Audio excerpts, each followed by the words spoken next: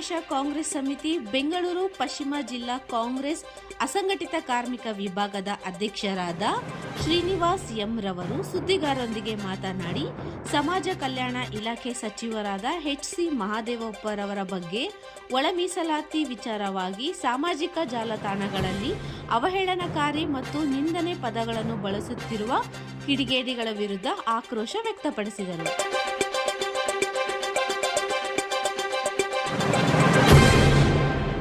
ಸರ್ಕಾರದ ವಿರುದ್ಧ ಅನೇಕ ದಲಿತ ಪರ ಮುಖಂಡರು ಧ್ವನಿ ಎತ್ತಾ ಇದ್ದಾರೆ, ಪ್ರತಿಭಟನೆ ಮಾಡ್ತಾ ಇದ್ದಾರೆ. ಇವತ್ತು ಏನು ಹೇಳ್ತೀರಾ ಸರ್? ಚಿಕ್ಕಗಳ ಕಾಲ ಒಳ ಮೀಸಲಾತಿ ವಿಚಾರವಾಗಿ ದಲಿತ ಪರ ಹೋರಾಟಗಾರರು ಹೋರಾಟ ಮಾಡ್ತಾನೆ ಬಂದಿದ್ದಾರೆ. ಅದು ಯಾವುದೇ ಸರ್ಕಾರಗಳು ಅದನ್ನು ತೀರ್ಮಾನ ಮಾಡ್ಕೋಬೇಕಾದ್ರೆ ಅದಕ್ಕೆ ಸರ್ಕಾರಗಳು ನಿರ್ಧಾರ ಮಾಡ್ಕೋಬೇಕು. ಖಂಡಿತ ಕರ್ನಾಟಕ ರಾಜ್ಯ ಸರ್ಕಾರದ ಇವತ್ತು ಮುಖ್ಯಮಂತ್ರಿ ಸಚಿವರಿಗೆ, ಮುಖ್ಯಮಂತ್ರಿಗಳಿಗೂ ಕೂಡ ಅವಹೇಳನಕಾರಿ ನಡೀತಾ ಇದೆ. ಆದರೆ ಹೆಚ್ಚಾಗಿ ಸಮಾಜ ಕಲ್ಯಾಣ ಇಲಾಖೆ ಗೌರವಾನ್ವಿತ ನಮ್ಮ ಎಚ್.ಸಿ. ಮಹದೇವಪ್ಪ ಅವರಿಗೂ ಇವರು ತೀರಾ ಹೀನಮಾನವಾಗಿ ಸಾಮಾಜಿಕ ಜಾಲತಾಣದಲ್ಲಿ ಕೆಲವು ಕಿಡಿಗೇಡಿಗಳು, ಎಲ್ಲರೂ ಅಲ್ಲ, ಕೆಲವು ಕಿಡಿಗೇಡಿಗಳು, ನಾನು ಮತ್ತೊಮ್ಮೆ ಹೇಳ್ತಾ ಇದ್ದೀನಿ, ಕೆಲವು ಕಿಡಿಗೇಡಿಗಳು ಉದ್ದೇಶಪೂರ್ವಕವಾಗಿ ಸಮಾಜದಲ್ಲಿ ಒಂದು ಶಾಂತಿ ಭಂಗ ಮಾಡೋದಕ್ಕೆ, ಆಮೇಲೆ ಈ ಒಂದು ಒಳ ಮೀಸಲಾತಿ ವಿಚಾರವನ್ನು ಹತ್ತಿಕ್ಕಲಿಕ್ಕೆ ಕೆಲವು ಸಾಮಾಜಿಕ ಜಾಲತಾಣದಲ್ಲಿ ಕೆಲವರು ಮತ್ತೆ ಕೆಲವರು ಅವ್ರನ್ನ ತೇಜೋವಧೆ ಮಾಡ್ತಾನೆ ಬರ್ತಾ ಇದ್ದಾರೆ. ಇದು ತಪ್ಪು. ಯಾಕೆ ಅಂದರೆ ಅವ್ರು ಗೌರವವಂತ ಸೀನಿಯರ್ ಮೋಸ್ಟು ಸಚಿವರು. ಹಾಗಾಗಿ ನಾನು ನಿಮ್ಮ ಹತ್ರ ಒಂದು ಮನವಿ ಮಾಡ್ಕೋತಾ ಇದ್ದೀನಿ. ಇವತ್ತು ಅದೇ ಒಳ ಮೀಸಲಾತಿ ವಿಚಾರ ಸೆಪರೇಟ್ ಆಗುತ್ತೆ.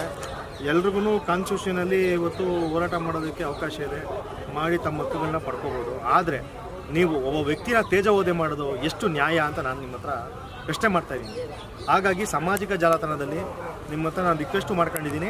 ಆಮೇಲೆ ಇವತ್ತು ಯಾರ್ಯಾರು ಇವತ್ತಿನ ದಿನಾಂಕದಂದು ನಾನು ನಮ್ಮ IG ಸಾಹೇಬ್ರಿಗೆ, ನಾನು ಸಲೀಂ ಸಾಹೇಬ್ರಿಗೆ ಇವತ್ತು ಹೋಗಿ ನಾನು ಕೊಟ್ಟು ಬಂದಿದ್ದೀನಿ. ಯಾರ್ಯಾರು ಇವ್ರ ವಿರುದ್ಧವಾಗಿ ಅಪಪ್ರಚಾರ ಮಾಡ್ತಾರೆ, ಸಾಮಾಜಿಕ ಜಾಲತಾಣದಲ್ಲಿ ಯಾರ್ಯಾರು ಇವರ ವಿರುದ್ಧವಾಗಿ ಅವಹೇಳನಕಾರಿ ಪೋಸ್ಟ್ ಹಾಕ್ತಾರೆ, ಇವ್ರನ್ನ ನಿಂದನೆ ಮಾಡ್ತಾಯಿದ್ದಾರೆ, ಇವ್ರ ಮೇಲೆ ಕಾನೂನು ಕ್ರಮ ಜರುಗಿಸಿ ಅಂತೇಳಿ ನಾನಿವತ್ತು ಒಂದು ದೂರು ಕೊಟ್ಟು ಬಂದಿದ್ದೀನಿ. ನೀವು ಎಚ್ಚರಿಕೆಯಿಂದ, ಕೆಲವ್ರು ಯಾರ್ಯಾರು ಇದನ್ನು ಎತ್ತಿಕ್ಕ ಕೆಲಸ ಮಾಡ್ತಾಯಿದ್ದೀರಾ ಅಂಥವ್ರು ಎಚ್ಚರಿಕೆಯಿಂದ ಇರಬೇಕು ಅಂತ ನಾನು ಹೇಳೋಕ್ಕೆ ಬಯಸ್ತೀನಿ. ಆಮೇಲೆ ಅವರ ಸಮುದಾಯದ ನಾಯಕರಿಗೂ ಮುಜುಗರ ಆಗ್ತಾಯಿದೆ, ಆ ಸಮುದಾಯಕ್ಕೂ ಮುಜುಗರ ಆಗ್ತೈತೆ, ಅವ್ರನ್ನ ನಂಬಿರೋವಂಥ ಅವ್ರ ಕ್ಷೇತ್ರದ ಜನತೆಗೆ ಮುಜುಗರ ಆಗ್ತೈತೆ. ಒಳ ಮೀಸಲಾತಿ ವಿಚಾರ ಎಲ್ರಿಗೂ ಏನು ಹೋರಾಟ ಮಾಡ್ತಾಯಿದ್ರ ಅದು ನ್ಯಾಯ ಸಿಗುತ್ತೆ. ಅದು ಕಾನ್ಸ್ಟಿಟ್ಯೂಷನ್ ನಿಮ್ಮ ಹೋರಾಟ ಮಾಡ್ತಾಯಿದ್ರೆ ಅದಕ್ಕೆ ನಾವು ಸಮಾಜ ಕಲ್ಯಾಣ ಇಲಾಖೆ ಸಮರ್ಥನೆ ಮಾಡ್ಕೊತಾ ಇದ್ದೀರಾ ನೀವು ಶ್ರೀನಿವಾಸ್ ಅವರ? ಸಮಾಜ ಕಲ್ಯಾಣ ಇಲಾಖೆ ನಾನು ಸಮರ್ಥನೆ ಮಾಡ್ಕೊತಾ ಇಲ್ಲ.